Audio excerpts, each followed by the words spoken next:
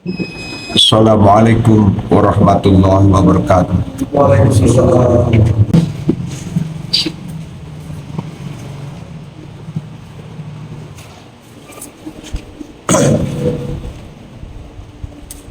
Innal hamdalillah nahmaduhu wa nasta'inuhu wa nastaghfiruh wa na'udzu billahi min syururi anfusina wa min sayyiati a'malina may yahdihillahu fala mudhillalah wa may yudlilhu fala hadiyalah.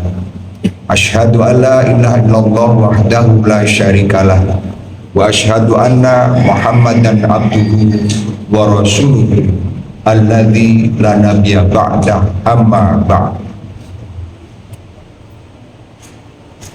Allahumma sholli ala Muhammad wa ala ali Muhammad kama shallaita ala ali Ibrahim wa barik ala Muhammad wa ala ali Muhammad kama barakta ala ali Ibrahim fil alamin innaka Hamidum Majid. Ikhwatu iman yang dimuliakan Allah Subhanahu wa taala, pada kesempatan kali ini tidak lupa saya mengajak hadirin sekalian untuk senantiasa bersyukur pada Allah. Mudah-mudahan dengan rasa syukur kita, Allah akan menambah kenikmatan yang akan dijanjikan bagi orang-orang yang senantiasa bersyukur, dan mudah-mudahan kita dapat memanfaatkan kenikmatan yang diberikan oleh Allah berupa kenikmatan kesehatan, waktu, dan terlebih kenikmatan keimanan yang tentunya tidak sembarang diberikan kepada setiap orang. Oleh karenanya kita patut bersyukur bahwa kita menjadi orang-orang pilihan Allah yang telah dipilih untuk menjadi orang-orang yang senantiasa bersyukur kepadanya. Dan mudah-mudahan rasa syukur kita mengantarkan kita kepada derajat yang paling tinggi di sisi Allah, yaitu derajat ketakwaan yang akan melahirkan kemuliaan di sisi Allah Subhanahu wa ta'ala. Ikhwatu iman yang dimuliakan Allah Subhanahu wa ta'ala, Abdurrahman ibnu Harmalah menceritakan bahwasanya ja'a rajulu aswadi ila Sa'id bin al-Musayyab yas'aluhu, ada seorang bangsa dari kulit hitam, seorang pengemis, mendatangi Said ibnu al-Musayyab. Kemudian Said ibnu al-Musayyab menasihati orang tersebut. Qala lahu Said ibnu al-Musayyab, kata Said ibnu al-Musayyab kepada peminta-minta dari kulit hitam itu, la tahzan, janganlah kamu bersedih hati, min ajli annaka aswad, walaupun kamu atau engkau dari golongan kulit hitam. Fa innahu kana man ahyarun nasi salah satu minas Sudan, karena ada tiga orang manusia terbaik dari kelompok kulit hitam dari sisi Allah Subhanahu wa ta'ala. Yang pertama adalah Bilal, yang kedua Mahja Maula Umar ibnu al-Khattab, dan yang ketiga adalah Luqmanul Hakim. Ikhwatu iman yang dimuliakan Allah Subhanahu wa ta'ala, kita tahu bahwasannya Bilal ibnu Rabah al-Habasi lahir di Mekah dari keluarga imigran Habasyah atau yang sekarang disebut dengan Ethiopia. Ayahnya bernama Robah dan ibunya bernama Hamamah. Keluarganya adalah seorang budak yang mengabdi kepada Bani Jumah. Ketika ayahnya meninggal, Bilal diwariskan kepada Umayyah bin Khalaf, yaitu seorang pembesar Quraisy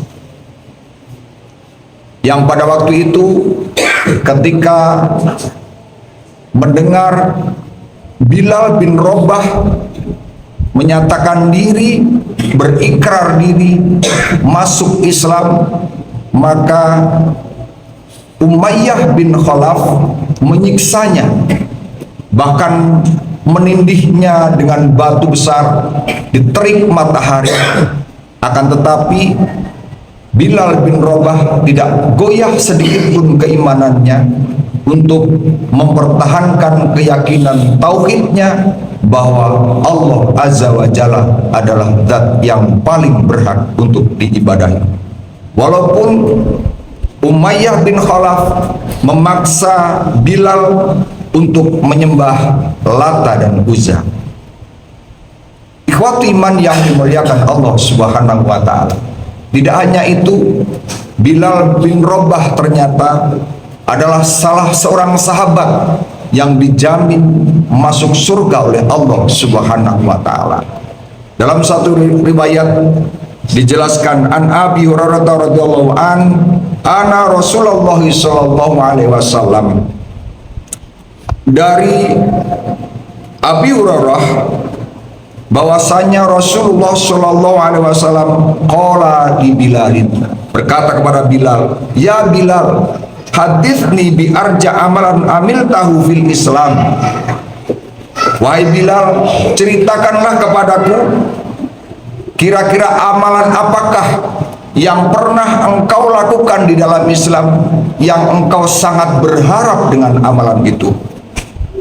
Fa inni sami'tu dhufana laika baina yadayya fil jannah, karena sesungguhnya aku mendengar suara sandalmu atau suara terompakmu di surga. Kemudian Bilal menjawab, ma amiltu amalan arja indi min anni lam atatohar tuhuron fi saati min lailin au naharin illa sholaitu bidzalika tuhuri ma kutibali an usolli. Tidak ada satu amalan yang aku lakukan yang paling aku harapkan pahalanya daripada aku berwudu atau bersuci pada waktu malam ataupun siang. Pasti aku melakukan sholat dengan wudu itu sebagaimana yang telah ditetapkan untukku. Artinya Bilal senantiasa melakukan sholat setelah melakukan wudu. Yang amalan ini yang kita kenal dengan amalan sholat sukril wudu atau sholat setelah wudu. Ikhwatu iman yang dimuliakan Allah Subhanahu wa ta'ala. Kemudian orang yang terbaik kedua adalah Mahja Maula Ibnu Umar Al-Khattab. Ini pun salah seorang yang terbaik dari golongan bangsa kulit hitam yang akan dijamin masuk surga oleh Allah Subhanahu wa ta'ala. Mahja adalah seorang pengembala berkulit hitam yang ketika Umar Ibn Al-Khattab melakukan sebuah perjalanan, ketika itu Umar Ibn Al-Khattab ingin menguji sejauh mana amanah yang diemban oleh seorang pengembala dengan menanyakan, milik siapakah domba-domba ini? Domba-domba ini adalah milik tuan saya. Saya hanyalah seorang budak yang mengerjakan atau mengembala saja. Kemudian Umar mencoba untuk mengujinya, bagaimana kalau saya membeli 1 ekor domba yang nanti kita akan sembelih dan kita makan, dan engkau pun boleh memakannya. Kemudian dia jawab, Tuan, saya hanyalah seorang pengembala dan saya tidak memiliki hak untuk menjualnya.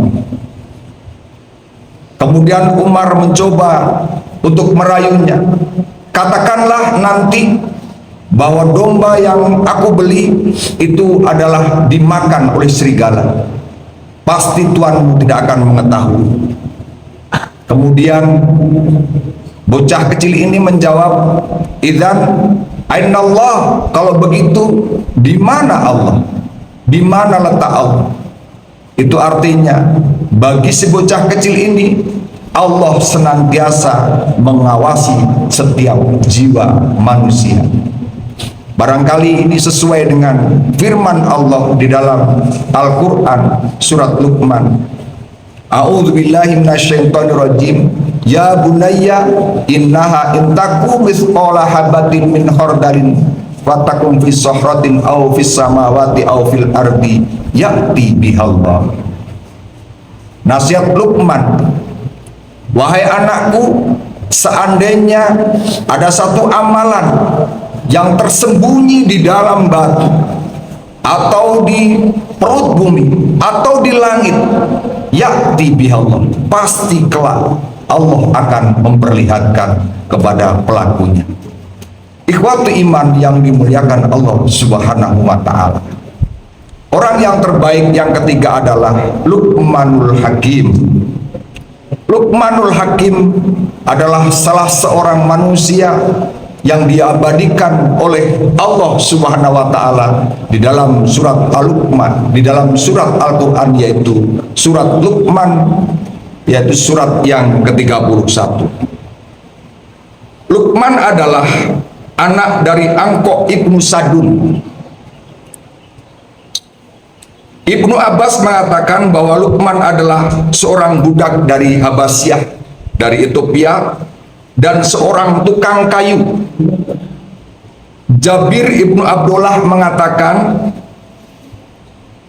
bahwa Luqman adalah seseorang yang berperawakan pendek, berhidung besar, berasal dari Nubian. Sedangkan Said Ibnu Al-Musayyab mengatakan bahwa Luqman berasal dari pedalaman Mesir dan berbibir tebal, dan Allah telah memberikan hikmah tapi tidak kenabian. Jadi Luqman bukanlah seorang nabi, akan tetapi Luqman diberikan hikmah atau ilmu tentang al-Islam. Sedangkan Mujahid mengatakan bahwa Luqman adalah seorang qadi, seorang hakim di zaman Bani Israel, tepatnya di zaman Nabi Daud alaihi salam. Barakallahu li wa lakum.